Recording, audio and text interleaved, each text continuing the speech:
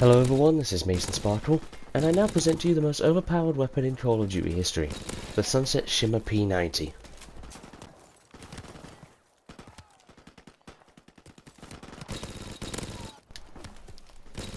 Now I do admit the hilarity of using this class was plain to see. Double tap on a P90 when you've got 50 rounds, and just spray 1100 downrange.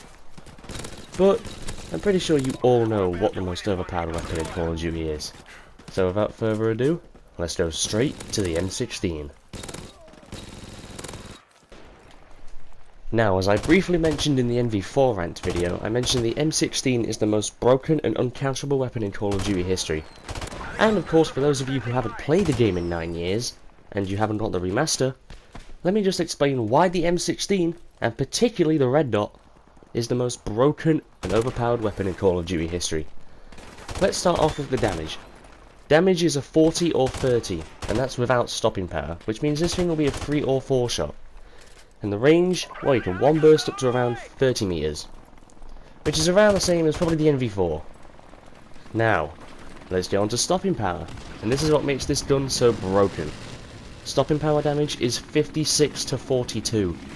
Which means, just like the M40 ACOG, where you can one-shot anywhere, with the M16, with stopping power, you can one-burst anywhere. Now, unlike the NV4 video, where I completely forgot to talk about this, with the M16, recoil is unbelievably low. I mean, it's a burst fire weapon, which means recoil will settle, but look how much effort I'm putting into this. None at all. The M16 has such low recoil that you can just pretty much spam. Now, for any of you who actually want to go out there and use this ridiculous piece of shit, let me just give you a couple of benefits to using the M16. One, idle sway when aiming down sights is very low. It's actually tied with most weapons in this game for being the lowest on offer.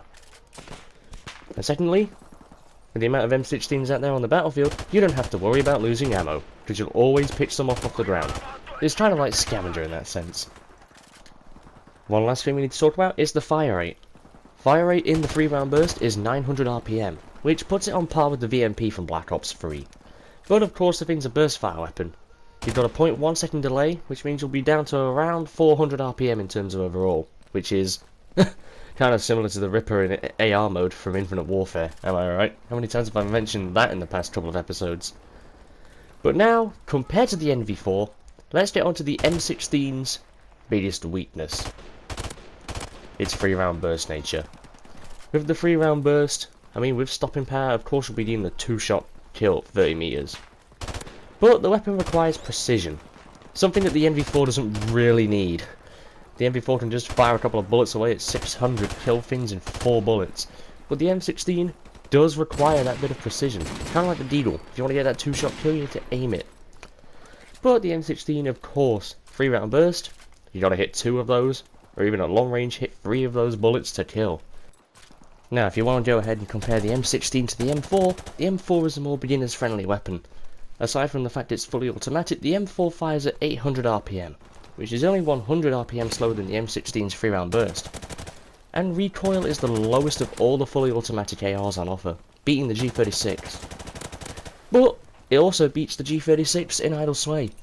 It has the highest idle sway of all assault rifles, and I think it's second to only the snipers in the whole game. Now another weakness the M4 has to the M16 is its damage. In all of these figures I'm going to give you, the M4's close range damage is what the M16 does at long range. Damage without stopping power is 30 and 20, the M16 is 40 and 30, and stopping power is 42 and 28, and the M16 is 56 and 42. So the M4 is definitely weaker in terms of damage. And one final weakness of both these guns, and it's the reason why I'm using an optic on both of them, are the iron sights. As most of you have seen from the M16 in Advanced Warfare, the iron sights are some of the worst in Call of Duty. You have the 3 prongs at the back, a circle sight, and the 2 back posts. Which is why pretty much everyone runs an M16 and an M4 with a red dot, because it's easier for target acquisition. And then again, it all depends on your reticle as well. Because if most of you watched my 2 games of fun video, this specific reticle I'm using was giving me massive contrast on countdown. And there's one little thing as well, if you use the iron sights on the M16, recoil is less noticeable in terms of view kick than when you are using the red dot. Anyway guys, I hope you enjoyed this little M16 rant and a couple of facts about why it's the most broken and overpowered weapon in Call of Duty. If you want to see another rant about another weapon, maybe why the AK-47 is my favourite weapon in Call of Duty, or a comparison video between the AK in COD 4 and Advanced Warfare, then you can like this video, you can subscribe. If you are subscribed, why don't you go ahead and hit the notification bell. My upload schedule is a bit weird, but I'll make a revamp on my introduction soon. Anyway, I hope you all enjoyed the video, and I'll see you all later.